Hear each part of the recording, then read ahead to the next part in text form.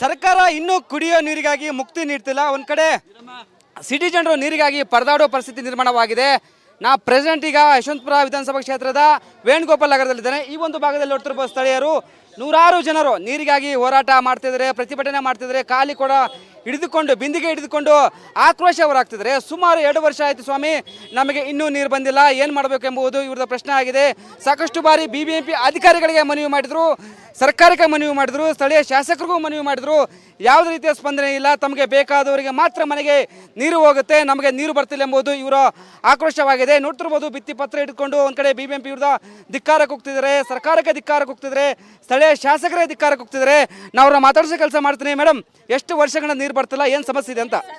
2 ವರ್ಷದಿಂದ ನೀರಿಲ್ಲ ಸರ್. ಇಲ್ಲಿ ನಾವು ಎಲ್ಲಾರನ್ನೂ MLA ಇರ್ಬೋದು, ಈ ಸ್ಥಳೀಯ MLA ಇರ್ಬೋದು, BBMP ಆಫೀಸರ್ ಇರ್ಬೋದು, ಇಂಜಿನಿಯರ್ ಇರ್ಬೋದು, ಎಕ್ಸ್ಪೆಷಲಿ ಗೂಳಿಗೌಡವ್ರನ್ನಂತೂ ಸುಮಾರು ಒಂದು 7 ಸಲ ಕಾಂಟ್ಯಾಕ್ಟ್ ಮಾಡಿದ್ದೀವಿ. ಫೋನ್ ಚಿಕ್ಕ ಗೂಳಿಗೌಡವ್ರನ್ನ ಅವ್ರು ಬಂದು ಅವ್ರು ಕೊಡ್ತಕ್ಕಂಥ ಉತ್ತರ ಹೆಂಗಿರುತ್ತೆ ಅಂದರೆ, ಆಡ ಮಕ್ಕಳು ಕೊಡ್ತಾರಲ್ಲ ಸರ್, ಚಿಕ್ಕ ಮಕ್ಕಳು, ಆ ಥರ ನೆಗ್ಲೆಕ್ಟ್ ಆದ ಉತ್ತರ ಕೊಡ್ತಾ ಇದ್ದಾರೆ. ಉಡಾಫೆ ಅಂದರೆ ನಾವು ಜನಗಳಂದರೆ ನಮಗೆ ಬೆಲೆನೇ ಇಲ್ಲ, ಇವ್ರು ಏನು ಮಾಡ್ತಾರೆ ನಮ್ಗೆ ಅಧಿಕಾರ ಅಂದರೆ, ಅಧಿಕಾರ ಯಾರಿಂದ ಬಂತು, ಯಾಕಾಗಿ ನಾವು ಇಲ್ಲಿದ್ದೀವಿ ಅನ್ನೋದು ಅವ್ರು ಯೋಚನೆ ಮಾಡಲ್ಲ ಸರ್. ಯಾರ ಸೇವೆಗೋಸ್ಕರ ನಾವು ಇದ್ದೀವಿ ಅನ್ನೋದು ಅವ್ರ ಕಾಮನ್ ಸೆನ್ಸ್ ಇಲ್ದಾನೆ. BBMP ಮತ್ತು ಸ್ಥಳೀಯ ಶಾಸಕರು ಈ ಬಗ್ಗೆ ಮನವಿ ಮಾಡಿದ್ರೆ ತಾವು? ಹೌದು ಸರ್, ನಾನೇ 5 ಸಲ ಹೋಗಿದ್ದೀನಿ ಸರ್. ನಾನೇ, ಬೇರೆ ಬೇಡ ಸರ್, ನಾನೇ ಓನಾಗಿ ಹೇಳ್ತಾ ಇದ್ದೀನಿ, ನಾನೇ ಎದೆ ಮುಟ್ಟಿ ಹೇಳ್ಕೊತಾ ಇದ್ದೀನಿ. ನಾನೇ 5 ಸಲ ಹೋಗಿ ಇಂಜಿನಿಯರ್ನ ಕಾಂಟ್ಯಾಕ್ಟ್ ಮಾಡಿದ್ದೀನಿ. ಖುದ್ದು MLA ಅವ್ರನ್ನೂ ಕೂಡ ಕಾಂಟ್ಯಾಕ್ಟ್ ಮಾಡಿ ಆಫೀಸಲ್ಲಿ ಮನೇನೆ ಇಟ್ಟು ಅವ್ರ ಜೊತೆಲಿ ಕೂತ್ಕೊಂಡು ಒಂದು ಫೋಟೋ ಕೂಡ ಕ್ಲಿಕ್ ಮಾಡ್ಕೊಂಡು ನಾನು ಬಂದಿದ್ದೀನಿ ಕರ್ಕೊಂಡೋಗಿ ಜನಗಳನ್ನ. 4 ದಿನ ಟೈಮ್ ಕೊಡು ವಿಜಯಮ್ಮ, ಸಾಕು, ನಾನು ಬೋರ್ ಹಾಕಿಸ್ತೀನಿ, ನಿಮ್ಮ ರೋಡಿಗೆ ನೀರಿನ ವ್ಯವಸ್ಥೆ ಮಾಡ್ತೀನಿ. 4 ದಿನ ಸಾಕು ಅಂದವರು. ಇಲ್ಲಿಗೆ ವರ್ಷ ಆಯ್ತು ಸರ್, ಈ ಕಡೆ ಇನ್ಕೂ ಕೂಡ ನೋಡಿಲ್ಲ. ಫೋನ್ ಮಾಡಿದ್ರೆ ಫೋನು ಕೂಡ ರಿಸೀವ್ ಮಾಡಲ್ಲ. ಸರ್ ಹೇಳಿ, ಸ್ಥಳೀಯ ಶಾಸಕರು ಗಮನ ಹರಿಸ್ತಿಲ್ಲ.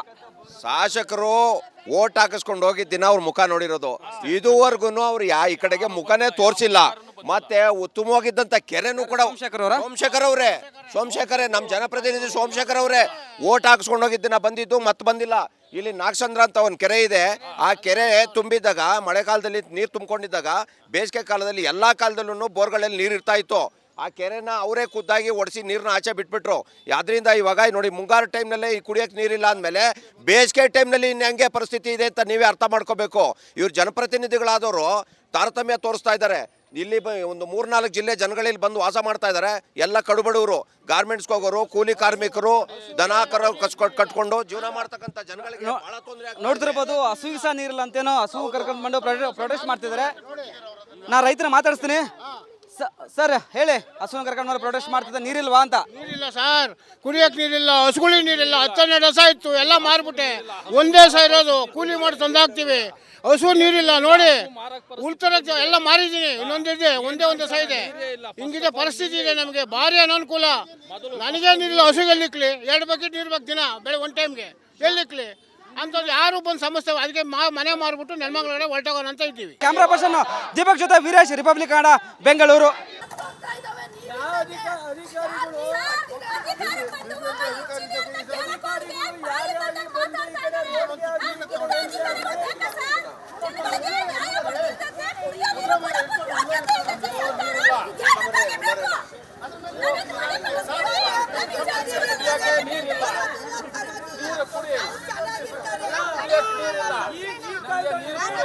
ಈ ಕಾಲದಲ್ಲಿ ಹಸಿರು ಮೇಯ ಟೈಮಲ್ಲಿ ಜನಗಳಿಗಾಗಿ ಒಂದು ಕೊಟ್ಟು ನೀರಿಲ್ಲ. ಅಧಿಕಾರಿಗಳು ಬಂದು ನೀರಿಲ್ಲ, ವಿಷಯ ಕೊಡಿ ಬಡವಣಿ ಜನಗಳಿಗೆ ದಯಮಾಡಿ. ನೀರಿಲ್ಲ, ರೋಡಿಲ್ಲ, ನೀರಿಲ್ಲ, ಏನಿಲ್ಲ.